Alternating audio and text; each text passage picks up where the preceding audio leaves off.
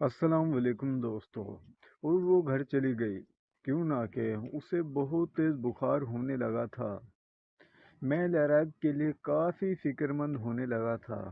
میں دیکھ رہا کہ اقرا کو یہ بات ہضم نہیں ہو رہی تھی۔ لیراب کے لیے پریشان ہونا اقرا کو بالکل بھی پسند نہ رہا تھا۔ 2-3 دن یوں ہی گزر گئے اور اقرا کا نکاح نعمان کے ساتھ ہو گیا۔ یوں وہ لوگ بھی اپنے گھر چلے گئے۔ اب گھر میں صرف امی اور نمرا تھی۔ میں نے نمرا کو سیما سے بھی ملنے سے بھی منع کر دیا تھا۔ نمرا نے باتوں باتوں میں مجھے بتایا کہ سیما اب ایسی جگہ جاتی ہے جہاں لڑکیاں اپنی بک بیچ کر پیسے کما لاتی ہیں۔ اسی لیے میں نے نمرا کو سختی سے منع کر دیا تھا کہ سیما کے جھانسے سے دور رہو۔ سیما کا چیپٹر اب ہماری زندگی میں ختم ہونے لگا تھا۔ نمرا نے بھی بالکل سیما سے ملنا جلنا بند کر دیا تھا اور امی کے ساتھ گھر کے کاموں میں ہاتھ بٹانے لگی تھی۔ شادی کا فنکشن ختم ہو چکا تھا۔ سارے گھر میں سناٹا پھیلا ہوا تھا۔ میں صوفے پر بیٹھ کر ٹی وی دیکھ رہا تھا، جبکہ امی اور نمرا بھی آ کر میرے ساتھ بیٹھ گئی۔ امی بہت رو رہی تھی اور کہہ رہی تھی کہ اقرا کی وجہ سے گھر میں بہت رونق تھی، اب تو سارے گھر بہت سونا سونا ہو گیا ہے۔ پھر میں نے امی سے کہا کہ میری شادی کے بعد آپ کے گھر میں دوبارہ رونق آ جائے گی، آپ کو فکر کرنے کی کوئی بھی ضرورت نہیں ہے۔ امی کہنے لگی کہ ہاں، میں نے عادل صاحب سے لیراب کے رشتے کی بات کی ہے، انہوں نے اقرا کا رشتہ دینے کے لیے کہا تھا۔ اس کے بعد کہا تھا کہ میں لیراب کے لیے سوچوں گا۔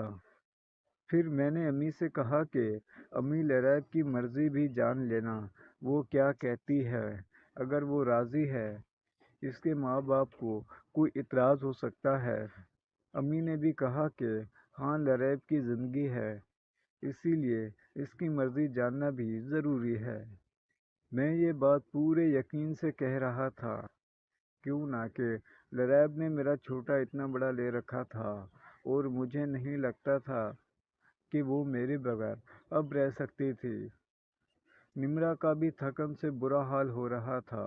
میں نے نمرا سے کہا کہ میں مزید چھٹیاں نہیں کروں گا، تم میری شرٹ وغیرہ پریس کر دو کل کے لیے، مجھے آفس جانا ہے۔ نمرا بہت اداس تھی، کیوں نہ کہ اقرا اس کی سہیلی بھی تھی اور بہن بھی۔ اسے بھی اکیلے پن کا احساس ہو رہا تھا اور میں نے اس پر مزید پابندیاں بھی لگانا شروع کر دی تھی، کیوں نہ کہ وہ بہت آگے نکل چکی تھی اور میں نہیں چاہتا کہ کسی بھی طرح کی بدنامی ہمارے سر پہ لگے۔ جو کچھ بھی ہوتا ہے بس گھر کے اندر ہی ہوتا رہے، باہر کے لوگوں کو اس چیز کی بھنک بھی نہ ہو۔ اسی لیے تو میں نے بھی گھر میں ہی سارا چکر چلایا ہوا تھا اور آج تک کہیں بھی باہر منہ نہیں مارا تھا۔ سیما سے ملتے ہوئے بھی بہت جھجک محسوس ہو رہی تھی۔ میں نہیں چاہتا تھا کہ کوئی بھی باہر کے لوگ ہمارے لیے کوئی بھی باتیں کریں۔ تھکاوٹ بہرحال تھی۔ میں اپنے کمرے میں آ گیا۔ مجھے لیراب کی شدت سے یاد آ رہی تھی اور ساتھ ساتھ ہی میں اقرا کو بھی یاد کر رہا تھا کہ کس طرح سے ہم خوبصورت لمحے ایک دوسرے کے ساتھ نام کیا کرتے تھے۔ اقرا کی وہ گرماہٹ میں شدت سے محسوس کر رہا تھا۔ میرا بس نہیں چل رہا تھا کہ میں ابھی اٹھ کر اقرا کے پاس چلا جاؤں اور اس کے شوہر کو ہٹا کر اس کی جگہ خود ہی اس کے ساتھ شروع ہو جاؤں کہ اقرا اور نعمان کی آج سواگ رات ہوگی۔ اگر نعمان کو پتہ چل گیا کہ اقرا پہلے سے ہی استعمال شدہ ہے تو نہ جانے اس کا سارا ایکشن کیا ہوگا۔ میں اقرا کے لیے مزید فکر مند ہو رہا تھا کہ وہ اقرا کو کس کردار کی لڑکی سمجھے گا۔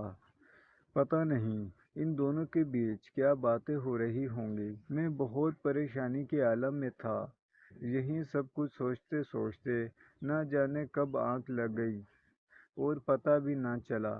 اگلی صبح جب میں باہر آیا تو امی کچن میں ناشتہ بنا رہی تھی۔ میں نے امی سے ناشتہ مانگا تو امی کہنے لگی کہ جلدی سے تیار ہو جاؤ، ہمیں اقرا کی طرف جانا ہے۔ ناشتہ لے کر میں بھی اقرا کے ہی بارے میں ہی سوچ رہا تھا، جب ہی میں جلدی جلدی سے تیار ہوا اور ڈارک براؤن شرٹ پہن کر تیار ہو گیا۔ میرا رنگ بہت سفید تھا اور میرے ہونٹ بہت گلابی تھے۔ دکھنے میں بہت اسمارٹ تھا اور میرا چارجر بھی تگڑا تھا۔ کوئی بھی لڑکی مجھ پر آسانی سے فدا ہو جاتی تھی، مگر اب میری ٹارگٹ لرائبہ تھی۔ میں لرائبہ کو جلدی آگاہ حاصل کرنا چاہتا تھا اور اس کے آگے پیچھے کی سواری کرنا چاہتا تھا۔ لرائبہ کے خیالوں سے میرا وجود پھر سے کھلنے لگا تھا۔ میں نے خود کو سارا پرفیوم لگایا اور تیار ہو کر باہر آ گیا تو امی اور نمرا بھی تیار ہو چکی تھی۔ نمرا نے آج کالے رنگ کی میکسی پہنی ہوئی تھی۔ امی بھی کچھ کھانا پیک کر رہی تھی۔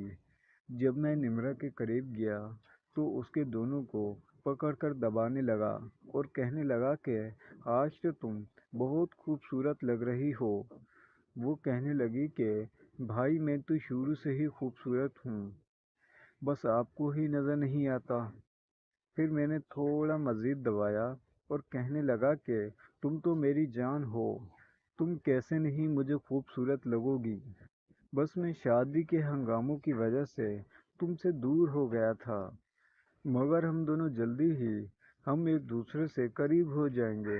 تبھی وہ کہنے لگی کہ بھائی آپ تو لڑائب میں انٹرسٹ ہو، کیوں نہ کہ اس کی رنگت بہت زیادہ سفید ہے اور میری رنگت گندمی ہے، شاید اسی لیے میں آپ کو پسند نہیں آتی۔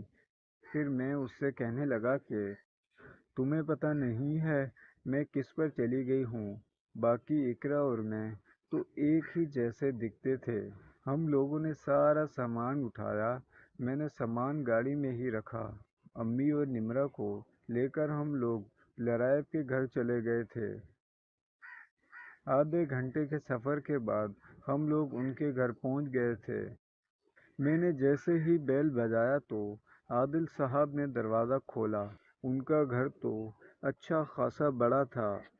وہ بہت امیر کھاتے پیتے گھرانے سے تھے۔ انہوں نے ہنسی خوشی ہمارا استقبال کیا۔ ہم لوگ بھی ناشتے کی ٹیبل پر جا کے بیٹھ گئے۔